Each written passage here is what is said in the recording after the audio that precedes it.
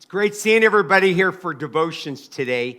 Okay, all this week, I'm going to be talking about a subject matter that I know every one of us need, and that's to stay positive. In fact, this week, I'm going to be talking about 5 different ways about how to stay positive. Very important thing. So the first thing I want to do here, look at Ecclesiastes chapter 3, verse 12.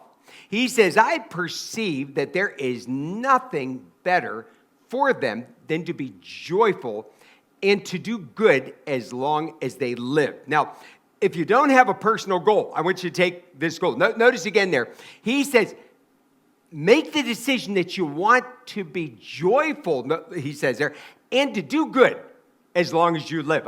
Now think about this, just 2 things. You say, I don't know what to do with my life. Well, I want you to decide this day, I'm going to be happy.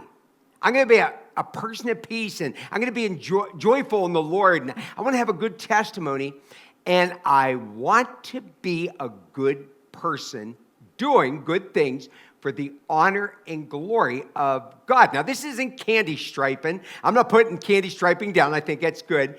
But we're not just doing it to be just good people, but we're doing it to honor Jesus Christ. Now, I want you to stay positive. I want you to say every day, listen, today is going to be a good day. And do you know why?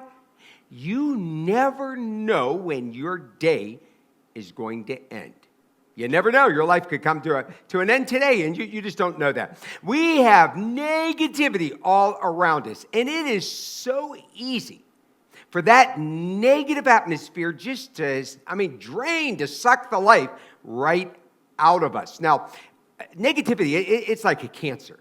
It just destroys everything in its path. So I want you to make a commitment today. I want to be a positive, faith-filled Christian. Now look with me. This is 2 Corinthians chapter 10, verse 5. This verse is important. He says, we destroy the arguments. Those arguments, you know what that is? It's in our head. Okay, so the battle we're having is in our head. Your discouragement, it's in your brain. Your spirit has been taken down. There's some sort of argument going on inside of yourself. He says, so we're going to destroy those arguments and every lofty opinion raised against the knowledge of God. That means anything that's questioning God's love, questioning if God is real or if God cares. It says we're going to fight against that. And then it says, and to take every thought captive to obey Christ. I don't know why, but we're living in a day and age in which people don't want to hear about the subject matter about obeying Jesus Christ. But the Bible says that we're to obey Christ. So you want to stay positive, then you want to submit yourself under the mighty hand of God. You know, there's a lot of negative news out there, isn't it? I want to warn you, when you turn on the news stations, they just thrive. What do they say?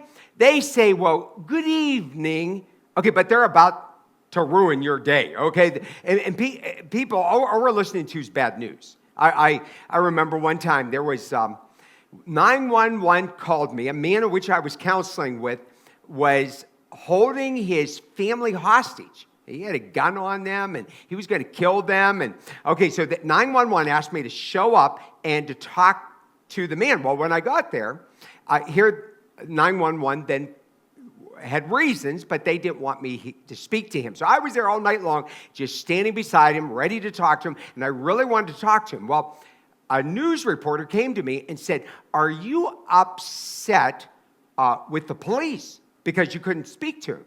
I said, no, I know they had their reason. And then I said, but I believe if I could have talked to him, I could have stopped what happened. He ended up getting shot by the police.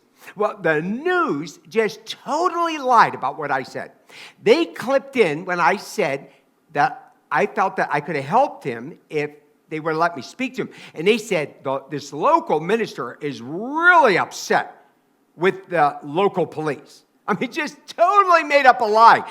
From that day forward, I would never speak to the news media. They'd come to me, ask me about things happening. I would not talk to them about my opinion about people that committed crimes. because they're just so negative. They want to find things to be negative about. Okay, so this is what I want you to do.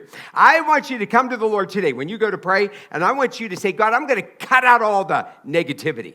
I am going to build a positive attitude so that I can have a powerful life for your glory.